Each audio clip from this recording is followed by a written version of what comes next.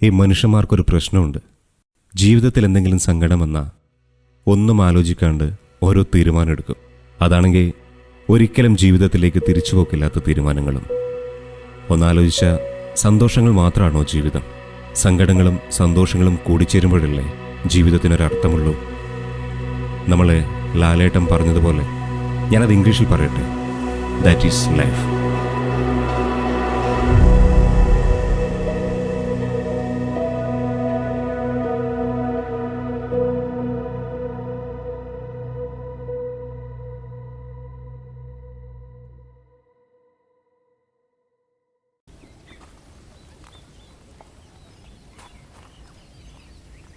ആഞ്ഞു തേക്കടാ.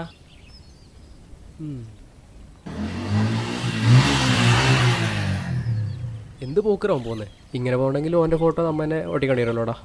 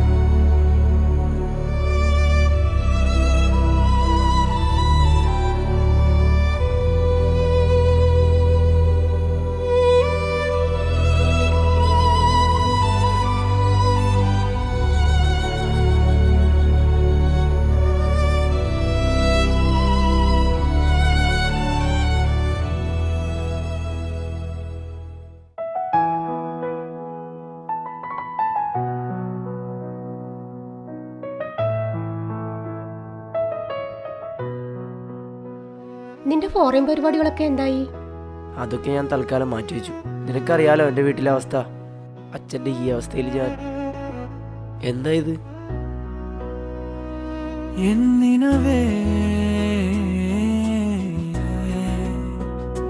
നീ എൻ സഖിയേ, നിനക്ക് എന്തു വന്നാലും ഞാനുണ്ടാവും കൂടെ. നീ എൻ കാത്തായി എന്നിൽ പടരേ.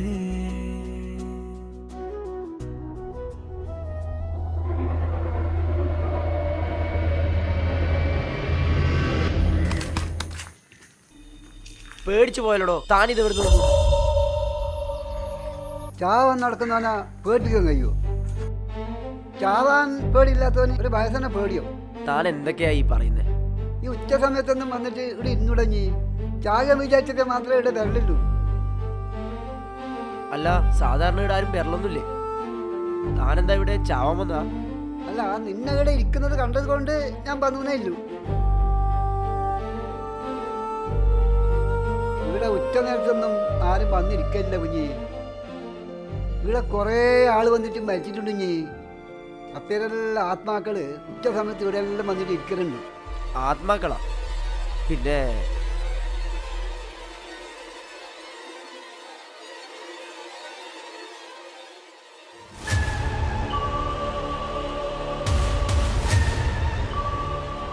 നിനക്ക് പേടിയുണ്ട്, നിന്റെ കണ്ണിൽ എനിക്കത് കാണാം.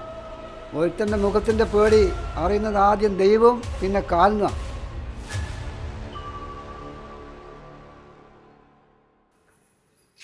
നീ ഇവിടുന്ന് പോകണം. നീ ഇവിടെ ഇനിയും നിന്നാൽ നിനക്ക് മരിക്കണമെന്നതിൻ്റെ ചിന്ത മാത്രമേ ഉണ്ടാവും. മിനിയാന്നും കൂടെ ഇവിടെ ഒരുത്തൻ തുടി ചത്തതേ ഇല്ലു. ഈ ചത്ത കാര്യം പറയായില്ലോ. ഓ, ആടെയാന്ന് മിനിയാന്ന് ഒരുത്തൻ തുടി ചത്തത്.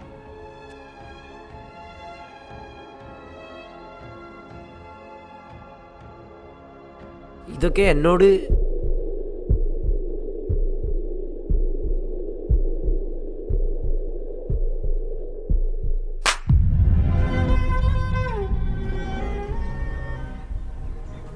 ഇയാളെന്തിങ്ങനെ നോക്കുന്നേ? ഒന്നുമില്ല, ഇവിടെ ഇരുന്നപ്പോൾ ഒരു സ്വപ്നം കണ്ടതാ. ഉച്ചക്കെല്ലാം ഇവിടെ വന്നിട്ടിരുന്ന അങ്ങനെല്ലാം തോന്നും. ഇയാൾ ഇവിടെ ഇരിക്കി, ഞാനിവിടെ സംസാരിക്കാനൊന്നും ആളെ കിട്ടായിരിക്കുമ്പോഴാണ് നിങ്ങളെ കണ്ടത്. തൻ്റെ മുഖത്തെന്താ ഒരു വിഷമം? താനിപ്പം ഇവിടെ ചാവാൻ വേണ്ടി വന്നതാ? ഇയാളെന്തിനാ എന്നെ ഇങ്ങനെ നോക്കുന്നേ? മനുഷ്യനെ പേടിപ്പിക്കാൻ വേണ്ടിയിട്ട്. കഴിഞ്ഞ ആഴ്ച വരെ ഇവിടെ 4 പേരാണ് മരിച്ചത്. ആ അതുമാത്രമല്ല, നിന്റെ മുഖം കാണുമ്പോൾ കരഞ്ഞ പോലെ ഉണ്ട്. പിന്നെ നിന്റെ ഈ പ്രായം കൂടിയാകുമ്പോൾ. ഈ പ്രായത്തിലുള്ള ആളെ കണ്ടപ്പോൾ ഒന്നുമില്ല. ഇപ്പോഴത്തെ ജനറേഷനിലെ പിള്ളേരെല്ലാം ചാവാൻ വേണ്ടിയിട്ടല്ലേ ഇപ്പം നടക്കുന്നത്? അപ്പോൾ താൻ ഈ ജനറേഷൻ അല്ലേ? അതെ, ഇപ്പോഴത്തെ ജനറേഷനിലെല്ലാം ചാവാൻ വേണ്ടിയിട്ടല്ല കാരണം കണ്ടുപിടിക്കുന്നത്. പ്രേമം പൊട്ടിയാൽ ചാവുക, ജോലി ഇല്ലെങ്കിൽ ചാവുക, പണം ഉണ്ടാക്കാൻ കഴിഞ്ഞില്ലെങ്കിൽ ചാവുക, പരീക്ഷയിൽ മാർക്ക് കുറഞ്ഞാൽ ചാവുക. പരീക്ഷയിൽ മാർക്ക് കുറഞ്ഞതിൻ്റെ പേരിൽ ചത്തെങ്കിൽ പരീക്ഷയിൽ മാർക്ക് കൂടോ? പ്രേമത്തിൻ്റെ പേരിൽ ചത്തെങ്കിൽ അവൻ്റെ കുടുംബത്തിന് പോയി. ഇവിടെ കാലും കയ്യും കണ്ണില്ലാത്തൊരു ചരിത്രം സൃഷ്ടിക്കുന്നുണ്ട്. ഇവിടെ എല്ലാം ഇല്ലോനും ചാവനം നടക്കുന്നു. ജീവിക്കാൻ പേടില്ലവർ മാത്രമേ ചാവാൻ നടക്കുള്ളൂ.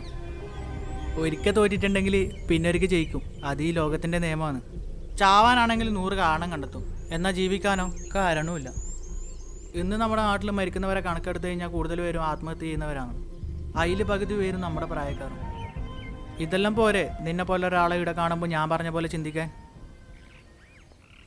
ഇനിയിപ്പോൾ ശരിക്കും നീ ചാവും വന്നതാ?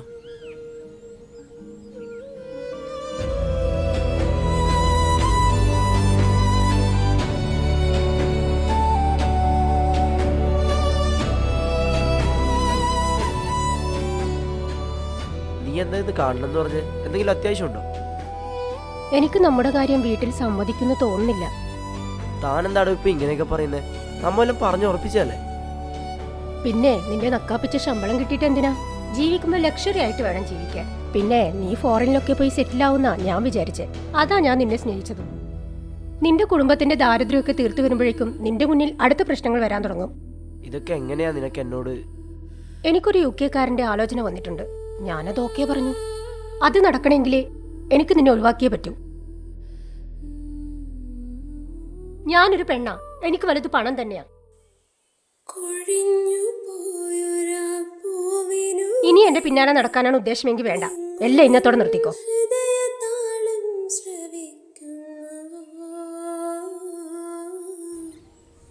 അതെ, കാരണം താൻ പറഞ്ഞു തന്നെ പ്രണയം. ചാവാനാ? നീ എന്ത് പറയുന്നേ? നീ ഇപ്പൊ ചത്താതെ എന്റെ തലയിലാവും. ഇല്ല, താൻ പേടിക്കൊന്നും വേണ്ട. താൻ പറഞ്ഞ പോലെ ചത്താല് നഷ്ടം എൻ്റെ കുടുംബത്തിന് തന്നെയാണ്. ഈ പ്രണയം എന്ന് പറയുന്നില്ലേ, അതൊരു യുദ്ധം പോലെയാണ്.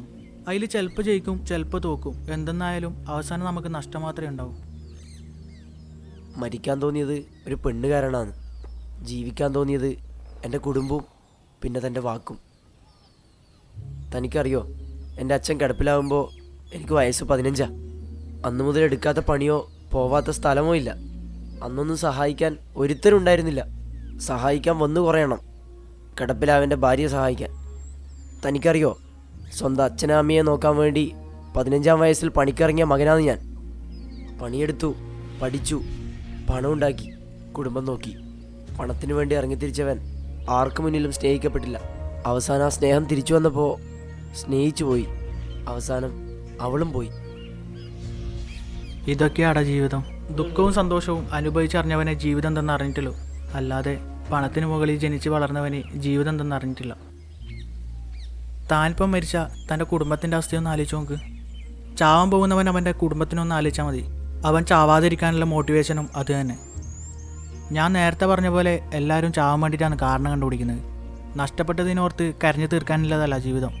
അതിനെയും മറികടന്ന് മുന്നോട്ട് ജീവിക്കണം. മനുഷ്യന് മുന്നോട്ട് ജീവിക്കാൻ ദൈവം ഒരു ആയുധം തന്നിട്ടുണ്ട്. അതെന്തെന്ന് അറിയോ നിനക്ക്? മറവി. പഴയ ദിനം മറന്നിട്ട് പുതിയൊരു മനുഷ്യനായി ജീവിക്കുക. താൻ ഭയങ്കര സാഹിത്യമാണല്ലോ. അതെ, സാഹിത്യമാണ്. ജീവിതം മനസ്സിലാക്കാൻ കുറച്ച് സമയമെടുത്തു. കുറച്ചല്ല, കുറച്ചധികം സമയമെടുത്തു. നഷ്ടങ്ങൾ വരുമ്പോൾ മാത്രമേ ജീവിതം എന്തെന്നറിയൂ. അപ്പോഴേക്കും എല്ലാം സാഹിത്യം പോലെയാവും. തനിക്കും ഉണ്ടോ എന്നെപ്പോലത്തെ ദുരന്തകഥ? ഞാൻ എൻ്റെ കഥയല്ല പറഞ്ഞേ, നിൻ്റെ കഥയാണ് പറഞ്ഞേ. താൻ ഭയങ്കര ഹാപ്പിയാണല്ലോ. തനിക്കെങ്ങനെയാണ് ഇത്രയും ഹാപ്പി ആയിരിക്കാൻ വേണ്ടി പറ്റുന്നത്? ഹാപ്പിയോ? ഹാപ്പി ആയിരിക്കാൻ വേണ്ടിയിട്ട് ഞാനൊരു ടിപ്പ് പറഞ്ഞുതരാം. നമ്മളെ സ്വകാര്യതയിലേക്ക് മറ്റൊരാളെ കടത്തിവിടാതിരുന്നാൽ മതി. എൻ്റെ ജീവൻ രക്ഷിച്ച ആളാടോ താൻ, എൻ്റെ ദൈവം. എൻ്റെ കുടുംബത്തെ അനാഥരാക്കാതെ സംരക്ഷിച്ച ദൈവം. ഇനി നീ വീട്ടിലേക്ക് ചെല്ല്. അച്ഛനമ്മയും കണ്ട് നന്നായിട്ട് കിടന്നുറങ്ങ്. നാളെ നീ ഉണരുമ്പോൾ ഇവിടെ നടന്നതെല്ലാം ഒരു ദുസ്വപ്നം പോലെ മനസ്സിൽ വെച്ചാൽ മതി. അവളുടെ ഓർമ്മകളില്ലാതെ നാളെ നീ പുതിയൊരു മനുഷ്യനായി ഉണരണം.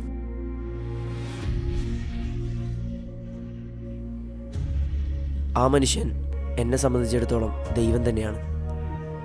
എൻ്റെ ജീവിതം സംരക്ഷിക്കാൻ വേണ്ടി മാത്രമാണോ അയാൾ എൻ്റെ അടുത്ത് വന്നേ? എന്തൊക്കെയായാലും അദ്ദേഹം പറഞ്ഞതിൽ ഞാൻ ശരികൊള്ളുന്നു. പ്രണയം ഒരു യുദ്ധം പോലെയാണ്. അവസാനം നഷ്ടങ്ങൾ മാത്രം ബാക്കി. ഓർമ്മകളാണ് മനുഷ്യനെ എന്നും വേദനിപ്പിക്കുന്നത്. വേദനിക്കുന്ന ഓർമ്മകളില്ലാതെ വേണം മനുഷ്യൻ ജീവിക്കാൻ. മെമ്മറിയെപ്പറ്റി പണ്ടാരോ പറഞ്ഞതോ എഴുതിയതോ ആയ ഒരു വാചകം, മെമ്മറി മേക്സ് പെയിൻ. അത്തരം ഓർമ്മകൾ ജീവിതത്തിൽ നിന്നും ഒഴിവാക്കണം.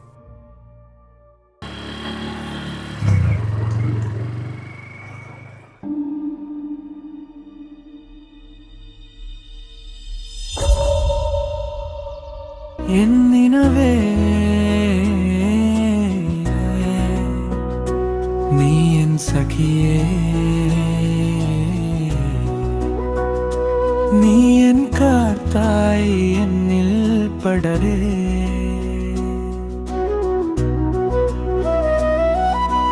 മഴയ